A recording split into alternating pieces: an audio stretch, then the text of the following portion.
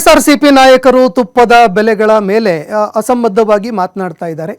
ನಾವು ಇವುಗಳನ್ನು ಮುಕ್ತ ಟೆಂಡರ್ಗಳಲ್ಲಿ ಪಾರದರ್ಶಕವಾಗಿ ನಿರ್ಧಾರ ಮಾಡಿದ್ದೀವಿ ಅಂತ ಟಿಟಿಡಿ ಅಧ್ಯಕ್ಷರಾಗಿರುವಂತಹ BR ನಾಯ್ಡುರವರು ಹೇಳಿದ್ದಾರೆ.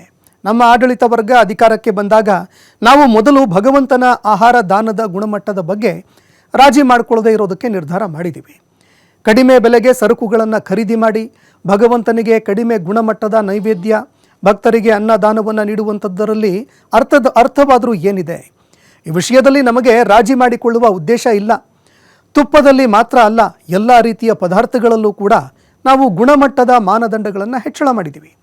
ಭಗವಂತನಿಗೆ ಅರ್ಪಿಸುವಂತಹ ನೈವೇದ್ಯಗಳಿಗೆ ಎಷ್ಟು ಹಣ ಖರ್ಚು ಮಾಡಲಾಗಿದೆಯಾ ಅಂತ ಲೆಕ್ಕ ಹಾಕಬಾರದು. ಇದೆಲ್ಲವೂ ಕೂಡ ಆತನ ಹಣ. ಭಗವಂತನ ಹಣವನ್ನು ಬಳಕೆ ಮಾಡುವ ವಿಷಯದಲ್ಲಿ ಯಾವುದೇ ಸಂದರ್ಭದಲ್ಲೂ ರಾಜಿ ಇಲ್ಲ ಅಂತ BR ನಾಯ್ಡುರವರು ಸಾಮಾಜಿಕ ಮಾಧ್ಯಮದಲ್ಲಿ ತಿಳಿಸಿದ್ದಾರೆ. ಇನ್ನು ಈವರೆಗೆ ನೈವೇದ್ಯಗಳನ್ನು ತಯಾರಿಸುವಂಥದ್ದು ಜೊತೆಗೆ ಅನ್ನಪ್ರಸಾದ ವಿಚಾರಕ್ಕೆ ಸಂಬಂಧಪಟ್ಟಂತೆ ಈ ಹಿಂದೆ ಸಾಕಷ್ಟು ರೀತಿಯಾಗಿ ಅಸಮಾಧಾನ ವ್ಯಕ್ತವಾಗ್ತಾ ಇತ್ತು.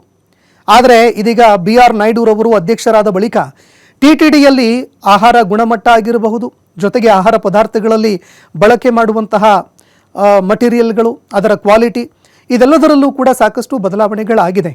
ಹೀಗಾಗಿ ಟೆಂಡರ್ಗಳನ್ನು ಕೂಡ ಈಗ ಪಾರದರ್ಶಕವಾಗಿ ನಡೆಸಲಾಗ್ತಾ ಇದೆ.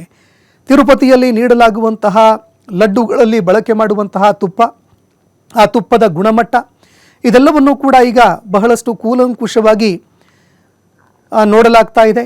ಜೊತೆಗೆ ಉತ್ತಮ ಗುಣಮಟ್ಟದ ಆಹಾರ ಪದಾರ್ಥಗಳನ್ನು ಬಳಕೆ ಮಾಡಲಾಗ್ತಾ ಇದೆ ಅಂತ BR ನಾಯ್ಡುರವರು ಹೇಳಿದ್ದಾರೆ.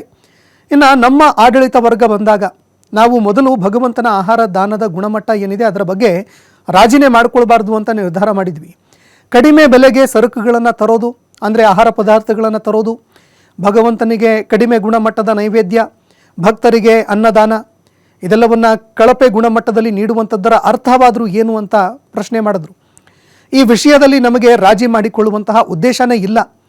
ತುಪ್ಪದಲ್ಲಿ ಮಾತ್ರ ಅಲ್ಲ, ಎಲ್ಲ ರೀತಿಯ ಪದಾರ್ಥಗಳಲ್ಲೂ ಕೂಡ ನಾವು ಗುಣಮಟ್ಟ ಮಾನದಂಡಗಳನ್ನು ಹೆಚ್ಚಳ ಮಾಡಿದ್ದೀವಿ ಅಂತ ಮಾಹಿತಿ ಕೊಟ್ಟಿದ್ದಾರೆ.